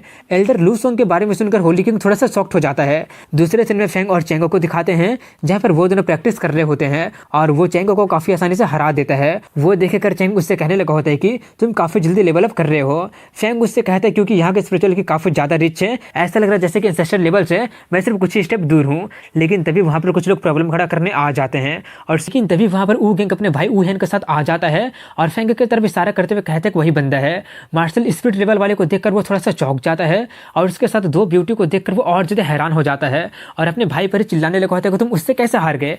वू गैंग नर्वस होते हुए कहने लगा होता है क्योंकि वो बंदा इंसान है ही नहीं, बल्कि वो तो मॉन्स्टर है। वू हेन मार्शल डिवाइन लेवल का होता है। मार्शल डिवाइन लेवल वाले का भी 4 इन्नेट रिलम होता है, जिसमें से उन्हें उनका बॉडी के बोन को प्रैक्टिस करना पड़ता है और सभी लेवल और 3 लेवल में डिवाइडेड होता है। और वू हेन मार्शल डिवाइन लेवल का फर्स्ट इन्नेट का 3rd लेवल में पहुंच गया होता है, जो आकर उनसे फाइट करने के लिए कहने लगा होता है। वो देखकर चैंग उससे फाइट करने के लिए जाने लगा होता है। वैसे सिचुएशन को देखकर सभी लोग काफ़ी ज़्यादा हैरान हो गए होते हैं। वहीं पर एल्डर चू उनकी स्टेज को एक येलो बैरियर से बंद कर देता है, जिससे वू हेन का कल्टीवेशन लेवल सप्रेस हो जाता है, जिससे अब वो सिर्फ एंसेस्टर लेवल तक का पावर का यूज कर सकता है, क्योंकि यहाँ पर एंसेस्टर लेवल से ज़्यादा का पावर यूज करना अलाउ नहीं होता है। तभी वू हेन को दिखाते हैं जो कि वाटर एट्रीब्यूट वाला होता है और वो उस पर हमला कर देता है। चेंग रन उससे फाइट बैक करने की कोशिश तो करता है, लेकिन हार जाता है। वो देखकर अब फैंग उससे फाइट करने के लिए जाने लगा होता है। फैंग को जाता देखकर चैंग रन उसे सतर्क करता है। वहीं पर वो जाकर अपने क्लेम आर्म को निकालकर उससे अटैक कर देता है। उससे काउंटर अटैक करने के लिए वुहेन अपने एक अजीब तरह का ड्रैगन हैंड का यूज करके अटैक करता है, जिससे फैंग पीछे फिका जाता है। जो देखकर सभी लोग कहने लगे होते हैं कि लगता है कि अब वो बंदा हारने वाला है। वहीं पर वुहेन फिर से हमला कर देता है, जिससे फैंग को परेशानी होने लगी होती है और उसका पूरा स्पिरिचुअल की खत्म हो जाता है और वो एंसेस्टर लेवल में ब्रेक थ्रू करने का गैम्बल कर रहा होता है। और तभी उसका एक ऑर्गन में से थोड़ा सा की उसे मिल जाता है, जिससे वो जल्दी से अपना स्वॉर्ड को निकालकर उस पर हमला करके उसका हाथ को काट देता है। जो देखकर वो काफी ज्यादा हैरान हो गया होता है कि आखिर ये कैसे हो गया। वहीं पर ये देखकर बाकी के लोग भी काफी ज्यादा हैरान हो गए होते हैं और वो लोग भी कहने लगे होते हैं कि आखिर ऐसा कैसे हो गया। तभी फैंगो को दिखाते हैं जिससे कि फील होने लगा होता है कि उसका ऑर्गन में से अब स्पिरिचुअल की निकलने लगा होता है और वो तभी ब्रेक थ्रू करने लगा होता है। वो देखकर वुहेन काफी ज्यादा हैरान हो जाता है और जल्दी से उस पर हमला करने चला जाता है, लेकिन उसका आने से पहले फैंग अपना ग्रेविटी वाला स्किल का यूज कर देता है, जिससे वो नीचे गिर जाता है और फैंग अपना स्वॉर्ड का यूज करके इस बार उसका वो वाला हाथ को ही काट देता है, जिससे वो खून की उल्टी करने लगा होता है। वहीं पर वो सब देखकर सभी लोग काफी ज्यादा हैरान हो गए होते हैं और वो गैंग की तो फटने लगी होती है और चैंग काफी ज्यादा खुश होता है। दूसरी तरफ स्टेज को दिखाते हैं जहां पर वो अपना ड्रैगन क्लो को कटता देखकर वुहेन काफी ज्यादा गुस्सा हो जाता है और उसे जान से मारने के बारे में सोचकर अपना सीक्रेट टेक्निक का यूज कर देता है, जिससे देखकर फैंग एक पल के लिए चौंक जाता है और उसे काउंटर अटैक करने जाता है। लेकिन वो जितना सोचा होता है वो स्किल उससे भी ताकतवर होता है, जिससे फैंग को काफी ज्यादा तकलीफ होने लगी होती है और वो फाइट में कर भी नहीं पा रहा होता है। लेकिन कुछ और देरी होने से पहले ही मिस्टर चू एल्डर आकर फैंग को बचा लेते हैं और वुहेन से कहते हैं कि तुम्हारी स्किल एंसेस्टर लेवल को पार कर गया है और उसे रुकने के लिए बोलने लगता है, जिससे ना चाहते हुए भी उसे रुकना ही पड़ता है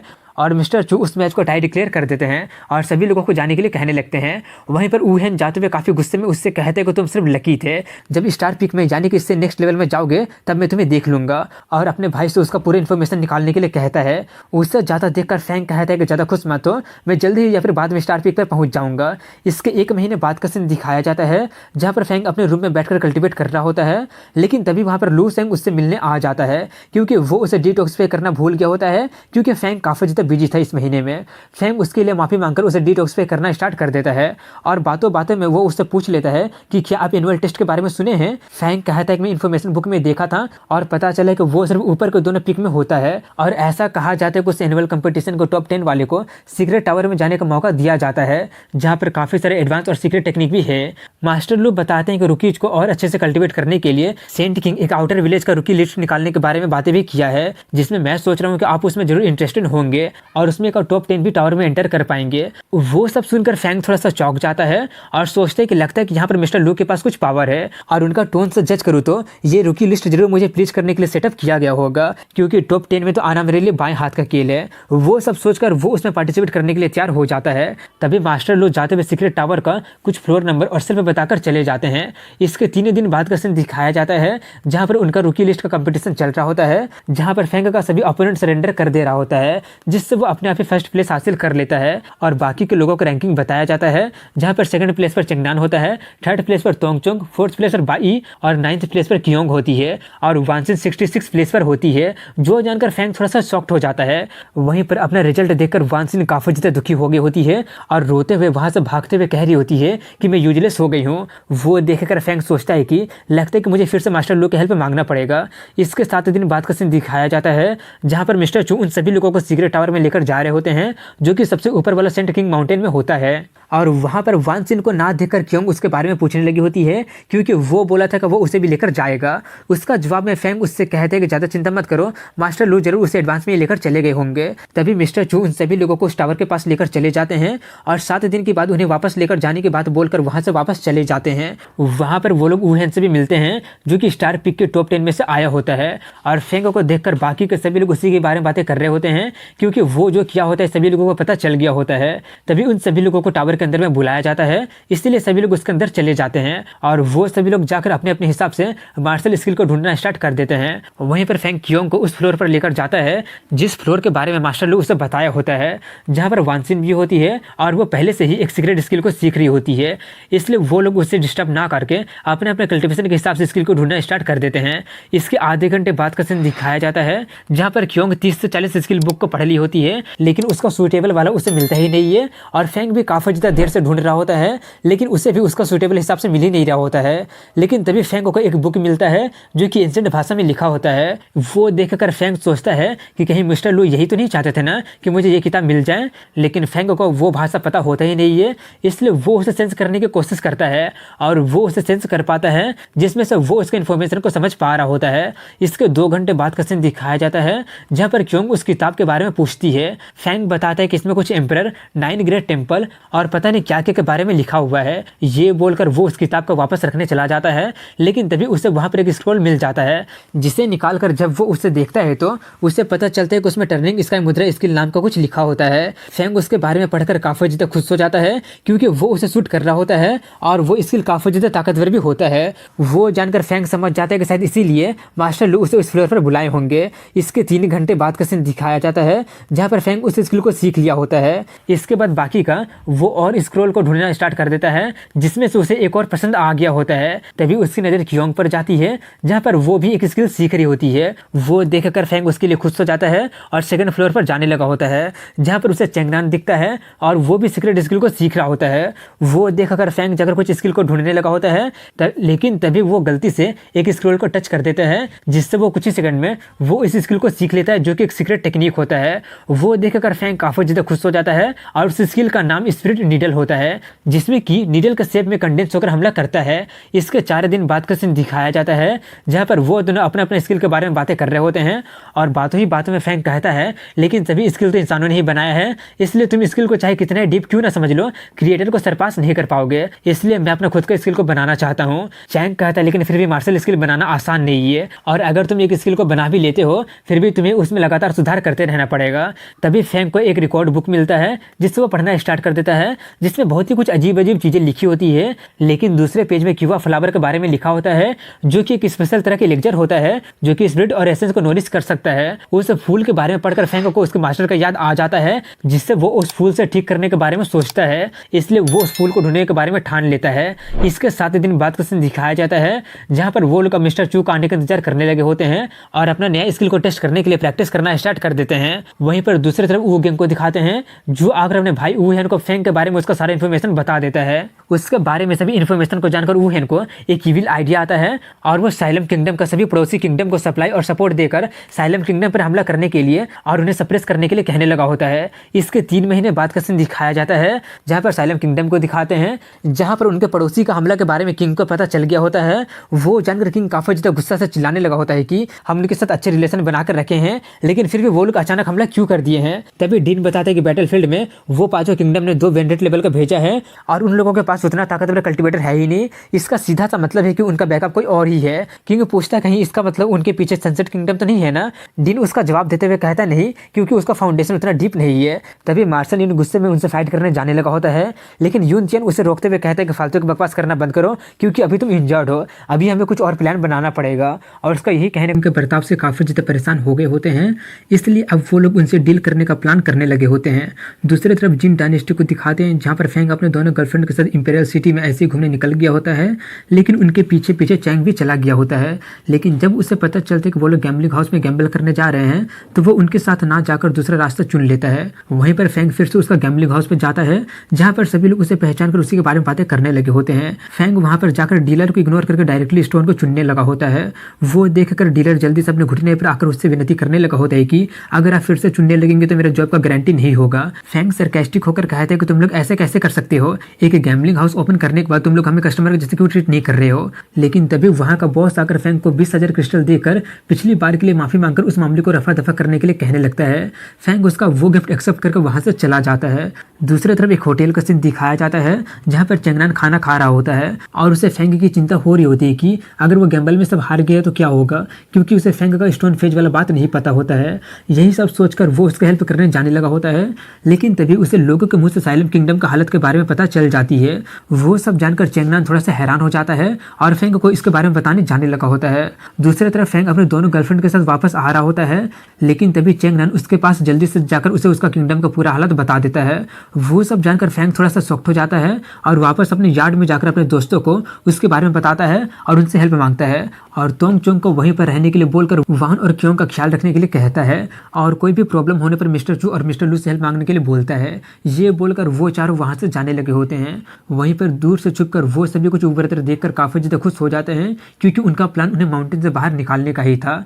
इसके बाद साइलम किंगडम को बॉर्डर को दिखाते हैं जहाँ पर युद्ध चल रही होती है और एनिमी लोग उन्हें हराकर उनका काफ़ी ज़्यादा इंसल्ट कर रहे होते हैं और फेंग हाओ को बुलाने के लिए भी कहने लगे होते हैं। वहीं पर कुछ दूरी में उन चारों को दिखाते हैं जहाँ पर वो पूछते हैं कि सिटी तो चारों तरफ से घेर लिया गया है, अब हम कहाँ पर जाएंगे। फैंग कहते हैं कि चलो चलकर डायरेक्टली सबको खत्म कर देते हैं। ये बोलकर वो चारों जाकर अपना सोड, पॉइजन, पेड़, स्पीयर से हमला करके सभी सैनिकों को मारने लगे होते हैं, जिससे उनके बीच में पैनिक क्रिएट हो जाता है और वहाँ के सभी लोग मारे जाने लगे होते हैं। दूर से साइलम किंगडम के सैनिक फैंग हाओ को देखकर वो लोग काफ़ी ज़्यादा खुश हो जाते हैं। इसके बाद एक छोटा सा सीन को दिखाया जाता है जहाँ पर एक छोटी बच्ची खेल रही होती है और वो फैंग हाओ की बेटी होती है और वो बच्ची अपनी मदर शैडो टेम्पल के सेंटेस को देखकर अपने फादर के बारे में पूछने लगी होती है। सेंटेस एक झूठ बोल देती है कि तुम्हारे फादर बहुत ज़्यादा बिजी रहते हैं, जब वो अपना काम खत्म कर लेंगे तब तुमसे मिलने जरूर आएंगे। तभी वहाँ पर उसकी एक सर्वेंट आकर फैंग हाओ का साइलम किंगडम में वापस आने की बात बताती है, जो जानकर उसके चेहरे पर एक छोटी सी मुस्कुराहट आ जाती है। इसके बाद फिर से उसी बैटलफील्ड को दिखाते हैं जहाँ पर एनिमी लोग डीन को चोट पहुँचा दिए होते हैं और चोट पहुँचाने के बाद उसका और उसका किंगडम का काफ़ी ज़्यादा इंसल्ट करने लगे होते हैं। वो सब सुनकर डीन कहता है कि फालतू की बकवास करना बंद करो और ख़त्म कर दो मुझे। लेकिन दूसरी तरफ वो सुनकर एनिमी और ज़्यादा जोर जोर से हंसने लगा होता है और कहता है कि हम तुम्हें ऐसे ही नहीं मारना चाहते हैं, बल्कि हम तुम्हें और तुम्हारे किंगडम को ह्यूमिलेट करके खत्म करना चाहते हैं, ताकि देखने वाले को भी तुम्हारे किंगडम के बारे में पता चल जाए। वो सब सुनकर यूनचैन काफ़ी ज़्यादा गुस्सा हो जाता है और उस पर हमला कर देता है, लेकिन तभी कोई पीछे से उस पर भी हमला कर ही देता है, जिससे कि फैंग आकर बचा लेता है और उससे कहता है कि लड़ते वक्त आगे पीछे सभी तरफ ध्यान रखना पड़ता है। यही मैं फेंग यू एकेडमी में सीखा हूँ। फैंग हाओ को देखकर वो सभी लोग काफ़ी ज़्यादा खुश हो जाते हैं और तभी वहाँ पर उसके बाकी के दोस्त भी आ जाते हैं। तभी एनिमी को पता चलता है कि उनका कैंप वाले जगह को ये लोग खत्म कर दिए हैं और उस जगह पर कब्जा भी कर लिए हैं। वो जानकर एनिमी काफ़ी ज़्यादा हैरान हो जाते हैं और विड्रॉ करके वहाँ से भागने लगे होते हैं, लेकिन फैंग सभी को खत्म करने के लिए बोलता है, इसलिए वो सभी लोग अपना पॉइजन, सोड और पेड़ का पावर का यूज करके सबको खत्म करने लगे होते हैं।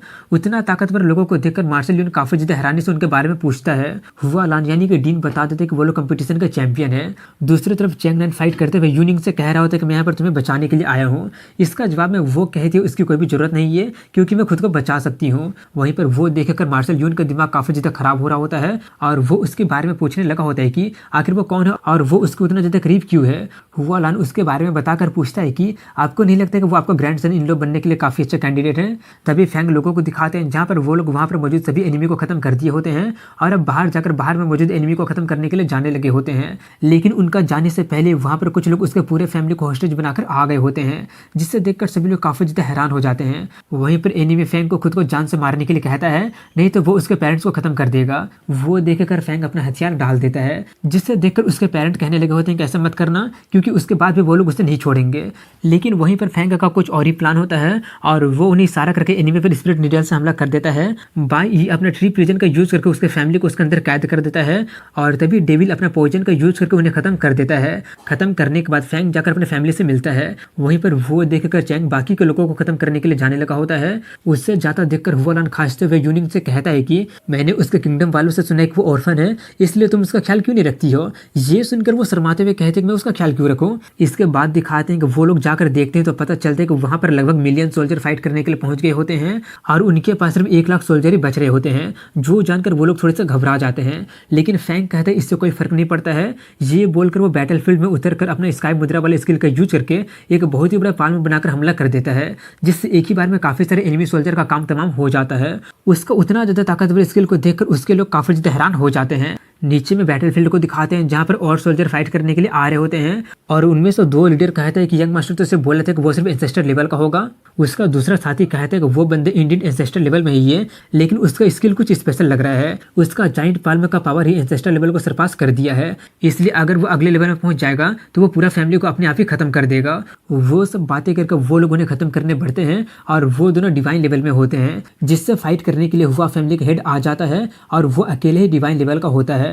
और तभी फैंग के बाकी दोस्त भी आकर बैटल में पार्टिसिपेट करने लगे होते हैं और उनसे फाइट करना स्टार्ट कर दिए होते हैं। लेकिन तभी चैंग को काफी सारे लोग घेर लेते हैं और उस पर हमला करने वाले होते हैं, लेकिन मार्शल यून आकर उसे बचा लेता है। दूसरी तरफ फैंग अपने पाल्म वाला अटैक के लिए एनर्जी कंडेंस कर रहा होता है और उसका वो अटैक डिवाइन लेवल का फर्स्ट रिलम के सेकंड लेवल तक पहुंच गया होता है, लेकिन उसका बॉडी उतना ज्यादा पावर को हैंडल काफी कम टाइम तक कर पाएगा। वहीं पर वैसा हालत देखकर एक डिवाइन लेवल वाला उस पर अटैक करने आता है, लेकिन हुआ फैमिली हेड उसे डिफेंड करके फैंग हाओ का एनर्जी गैदर करते रहने के लिए कहता रहता है। लेकिन तभी दूसरा डिवाइन लेवल वाला बंदा फैंग के पालों पर अटैक करके उसे तोड़ने लगा होता है, जिससे फैंग को उसका फेलियर नजर आने लगा होता है। लेकिन तभी चैंग आकर उसका हेल्प कर देता है और उससे फाइट करने चला जाता है। इसके बाद नीचे में दिखाते हैं जहाँ पर बाई अपने पेड़ का यूज करके काफ़ी सारे लोगों को खत्म कर दिया होता है और डेविल बंदा भी पीछे नहीं हटता है, क्योंकि वो भी अपना पॉइजन का यूज करके काफ़ी सारे लोगों को खत्म कर दिया होता है। इसके बाद फिर से ऊपर दिखाते हैं जहाँ पर वो डिवाइन लेवल वाला चैंग पर हमला करके उसे घायल कर देता है, जिससे वो नीचे गिर जाता है और फैंग पर वो हमला करने चला जाता है। वहीं पर ये देखकर फैंग काफ़ी ज़्यादा गुस्सा हो जाता है और अपना ग्रेविटी वाले स्किल का यूज करके उसे भारी कर देता है और अपना फाल में से अटैक करके उसे मार देता है। वो देखकर उसका दूसरा साथी काफ़ी ज़्यादा गुस्सा हो जाता है और फैंग पर हमला करने के लिए जाने लगा होता है। उसे रोकने के लिए वो अपनी स्पिरिट नीडल का यूज तो करता है, लेकिन उसका कोई भी फायदा नहीं होता है, इसलिए वो अपने ग्रेविटी वाले स्किल का यूज कर देता है, जिससे वो अचानक रुक जाता है। और तभी हुआ पैट्रियट पीछे से हमला करके उसे खत्म करते हुए कहता है कि किसी ने नहीं कहा था कि अपना बैग को ऐसे छोड़ दो। वहीं पर उन दोनों को खत्म होते देखकर शाइलम किंगडम काफ़ी ज़्यादा खुश हो जाता है, क्योंकि वो लोग अब जीतने वाले होते हैं। इसके बाद नीचे दिखाते हैं जहाँ पर चैंग काफ़ी ज़्यादा घायल होता है और यूनिंग उसके पास होती है और दुखी होती है। चैंग ना नाटक करते हुए कहने लगा होता है कि मुझे लगता नहीं कि मैं बच पाऊंगा, इसलिए क्या अगले लाइफ में अगर तुम्हें मौका मिलेगा तो क्या तुम मुझसे शादी करोगी। ये सुनकर वो थोड़ी सी शर्मा जाती है। चैंग उसे इमोशनली ब्लैकमेल करते हुए कहने लगा होता है कि मैं मरने वाला हूँ, क्या तुम मुझसे ये भी प्रॉमिस नहीं कर सकती हो क्या। यूनिंग उसके लिए प्रॉमिस कर देती है। वो सुनकर चैंगनान काफ़ी ज़्यादा खुश होकर उठकर बैठ जाता है, जिससे देखकर वो समझ जाते हैं कि वो नाटक कर रहा था और काफ़ी ज़्यादा एम्बैरस भी हो जाती है, इसलिए वो उसे छोड़कर जाने लगती है। तभी शाइलम किंगडम वाले एनिमी सोल्जर से कहते हैं कि जो सरेंडर करेगा वो जिंदा रहेगा और जो नहीं करेगा वो मार दिया जाएगा, इसलिए सभी लोग सरेंडर कर देते हैं। जो देखकर हुआ पैट्रियट कहता है कि लाखों सोल्जर ऐसे सरेंडर कर दिए हैं, लगता है कि हमारा किंगडम नई ऊंचाई को छूने वाला है। लेकिन तभी उन्हें किसी की आवाज़ सुनाई देती है कि मिलियंस ऑफ सोल्जर को सरेंडर करवा रहे हो, आखिर तुम्हारा किंगडम इतना ताकतवर कब से बन गया है। वो आवाज़ सुनाई देने के बाद वहाँ पर एक मास्क पहना बंदा आ जाता है और इसी के साथ यहीं पर इस एपिसोड की एंडिंग और वो हुआ फैमिली के पैट्रियट पर हमला कर देता है, जिससे देखकर सभी लोग काफ़ी ज़्यादा हैरान हो जाते हैं और फैंग जल्दी से जाकर उन्हें हील करने लगा होता है और हील करके उस मास्क वाले बंदे से कहता है कि वूहेन, मुझे लगा नहीं था कि तुम खुद ही यहाँ पर आ जाओगे। वूहेन का नाम सुनकर उसके दोस्त थोड़े से चौंक जाते हैं, लेकिन वहीं पर वूहेन अपने वूहेन होने से इनकार कर देता है, जो जानकर फैंग थोड़ा सा खुश हो जाता है, क्योंकि अब वो ज़्यादा मुसीबत में नहीं पड़ेगा। वहीं पर वूहेन डेविल बंदे को 1000 रेयर पॉइजन हर्ब और 20,000 क्रिस्टल देकर उससे अपने तरफ करने की कोशिश करने लगा होता है, क्योंकि उससे उस पॉइजन मास्टर से सबसे ज़्यादा खतरा होता है और उसे और ज़्यादा लालच देते हुए कहता है कि ये सिर्फ मीटिंग गिफ्ट है, अगर मुझे ज्वाइन कर लोगे तो तुम्हें उससे भी ज़्यादा फायदा मिलने वाला है। तभी वूहेन के पीछे काफ़ी सारे और लोग आ जाते हैं। दूसरी तरफ फैंग उसका गिफ्ट को एक्सेप्ट करने के लिए बोलकर उन्हें रिटर्न गिफ्ट देने के लिए कहने लगा होता है। डेविल फैंग का मतलब समझकर उस पर अपना पॉइजन से हमला करना स्टार्ट कर देता है और मौके का फायदा उठाकर बाकी के लोग भी हमला करना स्टार्ट कर दिए होते हैं। लेकिन वहीं पर वूहेन को ये बात समझ में नहीं आ रहा होता है कि आखिर डेविल उस गरीब फैंग का बात क्यों मान रहा है और सिचुएशन को हाथ से बाहर निकलते देखकर वूहेन उनकी आंखों में धूल झोंककर वहां से भागने की कोशिश करने लगा होता है। लेकिन उसका भागने से पहले फैंग अपना ग्रेविटी वाले स्किल का यूज करके उसे रोक देता है और अपने स्पिरिट नीडल से अटैक कर देता है, जिससे वो काफी ज्यादा चौंक जाता है और तभी बाकी के दोनों लोग हमला करके वूहेन का काम ही तमाम कर देते हैं। जो देखकर वूहेन के लोग काफी ज्यादा डर गए होते हैं, क्योंकि अब उनका फैमिली उन्हें नहीं छोड़ेंगे।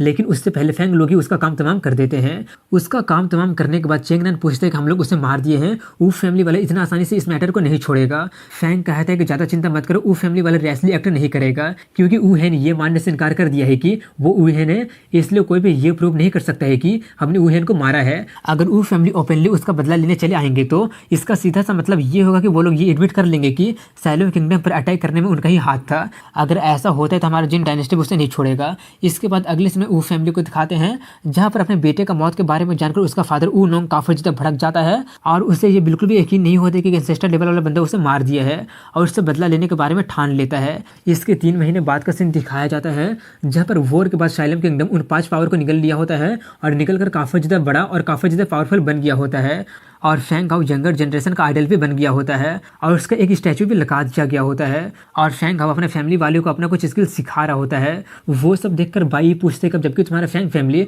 हुआ फैमिली को भी सरपास कर दिया है, लेकिन फिर भी फैंग फैमिली अपने चिल्ड्रन पर इतना ज़्यादा स्ट्रिक्ट क्यों हो रहा है। उसका जवाब में फैंग कहा था कि मैंने वो फैमिली को ऑफेंड कर दिया है, हालांकि वो लोग कुछ टाइम के लिए कुछ भी नहीं कर रहे हैं, लेकिन वो लोग इस मैटर को इतनी आसानी से नहीं छोड़ेंगे। इंपेरियल डायनेस्टी के ग्रेट पावर से कंपेयर किया जाएगा तो फैंग फैमिली अभी भी काफ़ी ज़्यादा कमजोर है। वो सब बताते बताते फैंग का ध्यान ध्यान चेंगनान पर चला जाता है जो कि उसे कहीं दिखाई दे ही नहीं रहा होता है। इसलिए उसके बारे में पूछने पर पता चलता है कि वो जरूर अपने आइस ब्यूटी के पास गया होगा और उन दोनों को अपने मेंशन में रहने के लिए बोलकर खुद ही एकेडमी में चला जाता है। वहाँ पर भी फैंग का एक स्टैचू लगा होता है, इसलिए वो मास्क पहनकर जाने की कोशिश करता है लेकिन पहचान लिया जाता है, इसलिए सभी लोग उसे चारों तरफ से घेर लिए होते हैं। लेकिन तभी उसका लिटिल बॉल निकलकर एक दिशा में जाने लगा होता है और वो ऐसा तभी करता है जब उसे कुछ ट्रेजर मिलता है, इसलिए फैंग को भी उसके पीछे जाना ही पड़ता है। जहाँ पर उसका लिटिल बॉल उसे कल्टीवेशन टावर के पास जाने के लिए कह रहा होता है, इसलिए वो थर्ड एल्डर को बोलकर उसमें चला जाता है। जहाँ पर बॉल उसे और अंदर जाने के लिए बोल रहा होता है, इसलिए फैंग चलते रहता है और वहाँ का थंडर पावर काफी ज्यादा स्ट्रॉन्ग होने के कारण उसे दर्द भी हो रहा होता है। तभी उसके सामने एक बहुत ही बड़ा आयरन का गेट आ जाता है, जिससे वो खोलने की कोशिश तो करता है लेकिन वो टूट के गिर जाता है और अचानक एक स्ट्रॉन्ग थंडर से हमला हो जाता है जिससे फैंग को लग जाती है। और तभी वो ये देखते हैं कि उसका लिटिल बॉल को कुछ भी नहीं हुआ होता है और वो आराम से उसके अंदर चला गया होता है। वो देखकर फैंग भी उसके अंदर जाने लगा होता है जहाँ पर काफ़ी सारे एकेडमी के एल्डर की हड्डियाँ पड़ी होती है। तभी फैंग वहाँ पर पहुँच जाता है और उसके सामने एक ऐसी चीज़ होती है जिसमें से काफ़ी ज़्यादा मात्रा में थंडर प्रोड्यूस हो रहा होता है और तभी अचानक फैंग पर फिर से हमला हो जाता है जिससे वो दीवार से जाकर टकरा जाता है और वो समझ जाता है कि फैंग का लेवल अभी हाई इनफ नहीं है। और तभी उसके अंदर में से बॉल निकलता है और वो थंडर एट्रीब्यूट वाला कछुआ जैसा दिखने वाला किसी बीस्ट का सोल को लेकर आता है और वो उसको भी बिल्कुल क्लीन की तरह खाने के लिए कहने लगा होता है। लेकिन इस बार भी पिछली बार की तरह वो मना करने लगा होता है, लेकिन उसका भी कोई फायदा नहीं होता क्योंकि वो उसे जबरदस्ती खिला देता है जिससे उसे काफ़ी ज़्यादा झटका लगने लगा होता है। लेकिन तभी वो आराम से बैठकर उसे रिफाइन करना स्टार्ट कर देता है।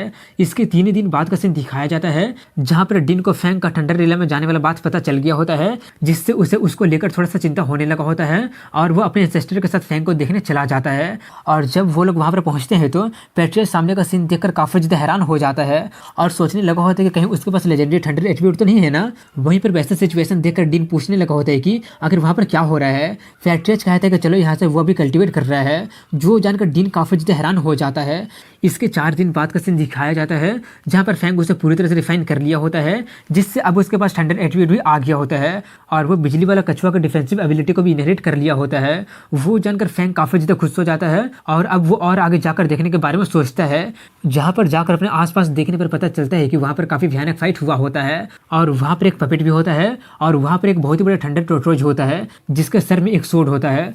वो सब देखकर फैंग समझ जाता है कि वो अभी कुछ देर पहले जिसे रिफाइन किया होता है वो थंडर टर्टल का बेटा होता है। लेकिन तभी अचानक वो पेपेट जाग जाता है और प्लग झपकते ही फैंग के काफ़ी करीब आकर उस पर हमला कर देता है, जिससे फैंग का हालत काफ़ी ज़्यादा खराब हो जाता है और उसके मुंह से खून निकल जाती है और वो फिर से उस पर हमला करने के लिए बढ़ने लगा होता है, जो देखकर फैंग काफ़ी ज़्यादा डर जाता है क्योंकि वो उसका ओपोनेंट होता ही नहीं है। लेकिन उसके अगले ही पल वो पेपेट फैंग को मास्टर बुलाकर ग्रीट करने लगा होता है। उस टर्न ऑफ इवेंट से फैंग काफ़ी ज़्यादा हैरान हो जाता है और पूछता है क्या तुम मुझे मास्टर बुला रहे हो। पपेट हाँ में जवाब देते हुए कहता है हाँ आप ही मेरे मास्टर है। फैंग कंफ्यूज होकर पूछते हैं कि मैं तुम्हारा मास्टर क्यों हूँ।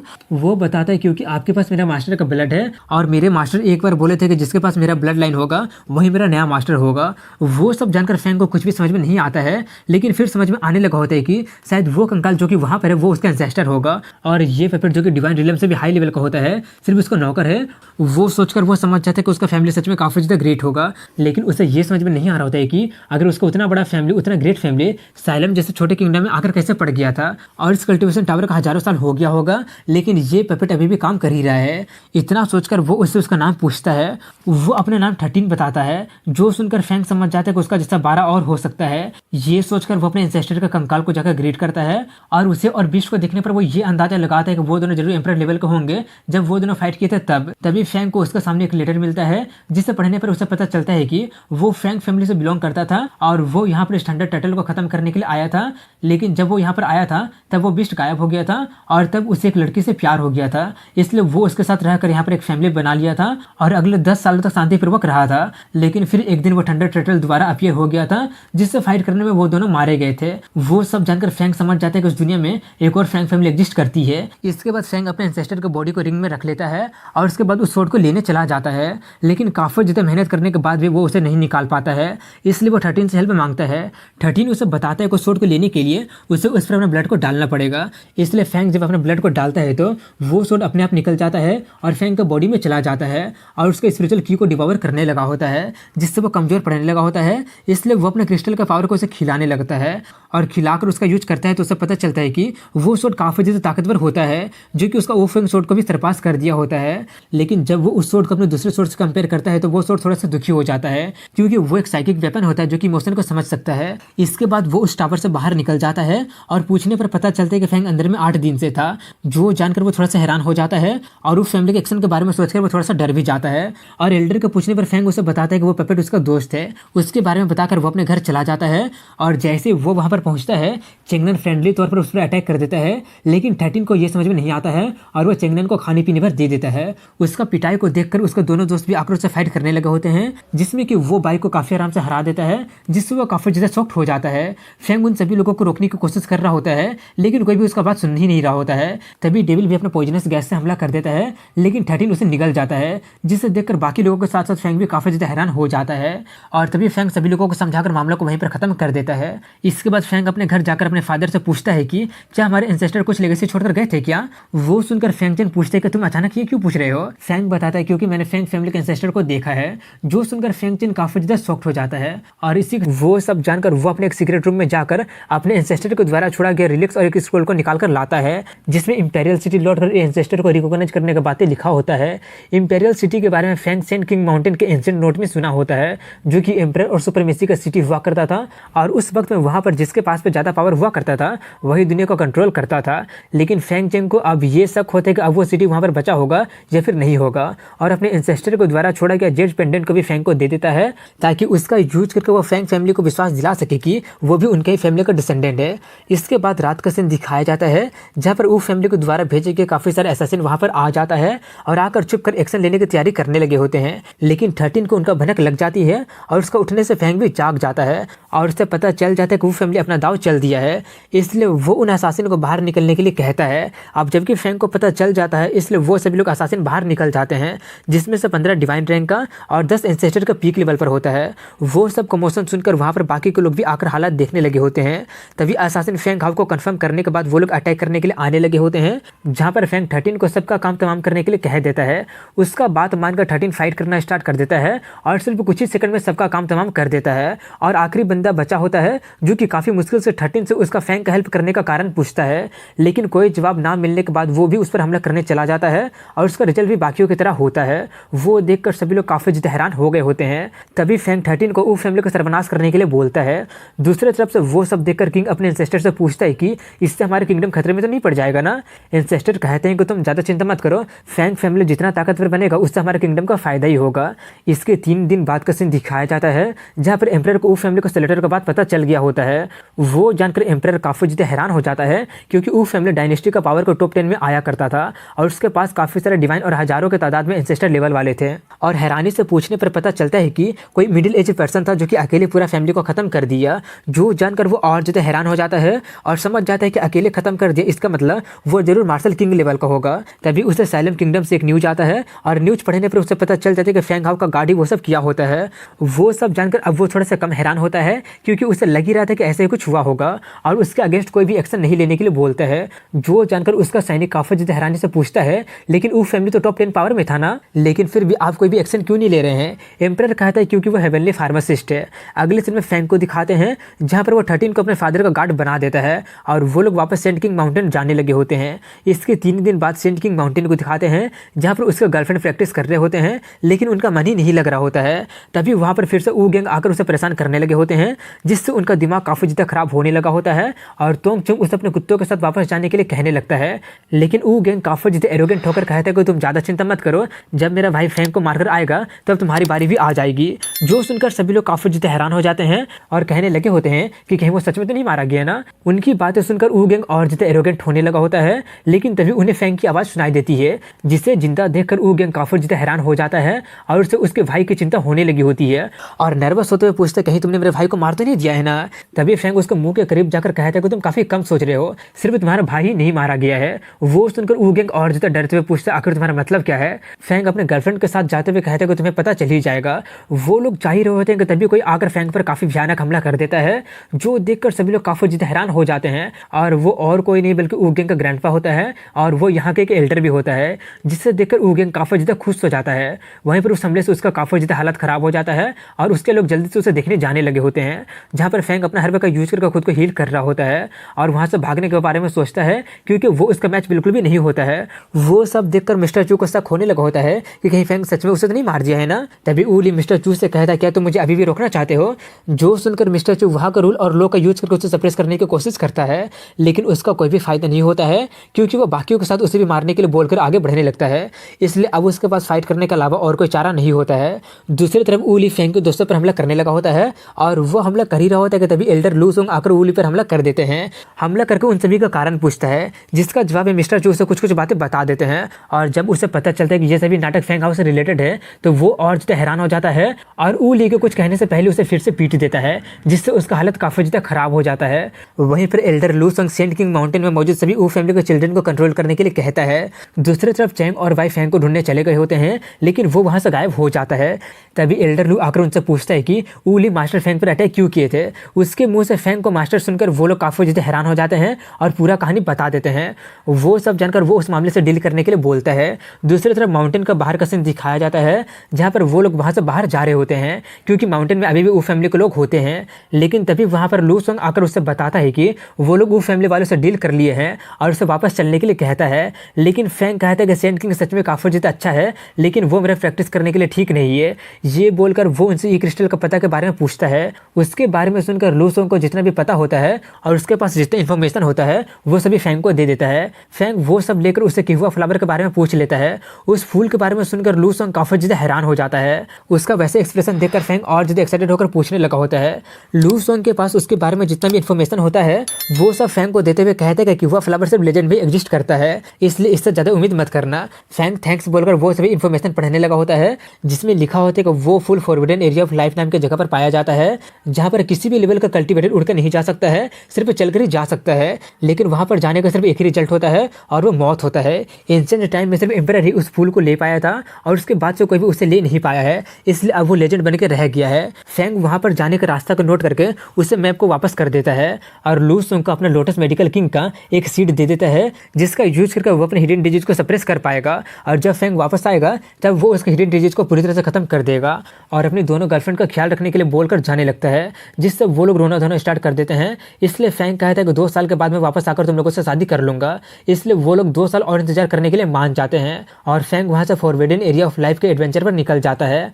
इसके बाद काफ़ी टाइम बाद का सीन दिखाया जाता है, जहाँ पर फैंग काफ़ी दूर आने के बाद उसे कोई भी ई क्रिस्टल नहीं मिला होता है और जब उसके पास खाना खत्म होने लगा होता है, इसलिए सामने मौजूद सुरबाया नाम के टाउन के एक छोटे से होटल में जाता है। लेकिन उस होटल में ज़्यादा खाना नहीं होता है, इसलिए जितना भी होता है वो उतना ही मांग लेता है। उतना डिलीशियस खाना को देखकर फैंग के मुंह से पानी आने लगी होती है, लेकिन उसका खाने से पहले ही उसका लिटिल बुल आकर पूरा का पूरा चिकन ही खा जाता है, जो देखकर फैंग देखते ही रह जाता है और कुछ कर नहीं पाता है। और होटल में और कुछ खाना नहीं बचता है, इसलिए फैंग को अपना रिंग में रखा हुआ बेस्ट का मीट को ही खाना पड़ता है। तभी वहाँ पर मिस्टर चेन की ग्रैंड डॉटर आ जाती है, जिससे देखकर वो उसे वापस अंदर जाने के लिए कहने लगता है।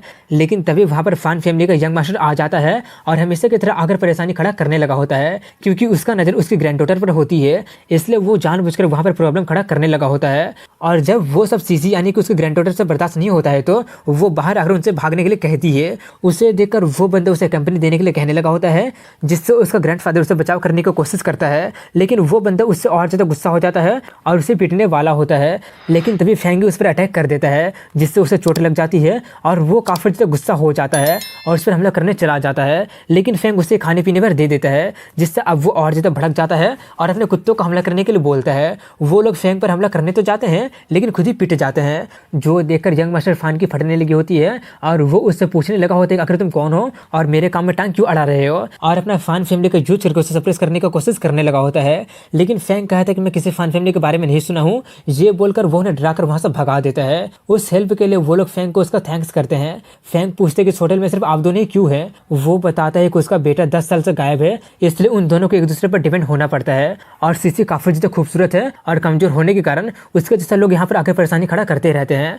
वो सब जानकर फैंग फान फैमिली के बारे में पूछता है। वो बताते हैं कि वो एक बड़ा फैमिली है और उसका फैमिली का कुछ लोग यहाँ का फेमस सुराबाया सेक्टर में भी आते हैं और वो फैंग को चौकन्ना रहने के लिए कहता है, क्योंकि वो ने ऑफेंड कर दिया होता है। फैंग कहता है कि आप ज़्यादा चिंता मत, ये बोलकर वो उनका चोट को ठीक कर देता है। इसके बाद कल सुबह का सीन दिखाया जाता है, जहाँ पर फान बंदा अपने साथ काफ़ी सारे लोगों को लेकर आता है और फैंग को सबक सिखाने के लिए कहता है। लेकिन फैंग उन्हीं लोगों को आराम से हरा देता है, जो देखकर आसपास के लोग काफ़ी ज़्यादा हैरान हो जाते हैं। वहीं पर ये देखकर फान का अंकल उसका हेल्प करने के लिए जाता है, जिसका कि लेवल अच्छा खासा होता है। उसे देखकर लोगों को उसके लिए दया आने लगी होती है, लेकिन वहीं पर फैंग उस पर अटैक करके उसे भी काफ़ी आसानी से हरा देता है, जो देखकर यंग मास्टर फान काफ़ी ज़्यादा हैरान हो जाता है और फैंग को अपनी तरफ आता देखकर उसके फटने लगी होती है और वो डर के मारे पैंट में पेशाब कर देता है, जिससे उसका काफ़ी ज़्यादा बेइज्जती हो गया होता है और सभी लोग अपना नाक बंद करने लगे होते हैं। वहीं पर फैंग जबरदस्ती उसे उसका घर लेकर जाने लगता है, जहाँ पर जाकर फैंग उनका पूरा फैमिली को खत्म कर देता है। इसके बाद कल का सीन दिखाया जाता है जहाँ पर उसको होटल में कोई आता है, जिससे देखकर मिस्टर चेन काफ़ी ज़्यादा हैरान हो जाता है और इसी के साथ यहीं पर इस एपिसोड की एंडिंग हो जाती है। अगर वीडियो पसंद आएगा तो लाइक कमेंट शेयर के साथ चैनल को सब्सक्राइब जरूर कीजिएगा। मिलता हूँ कल अगले वीडियो में, तब तक के लिए।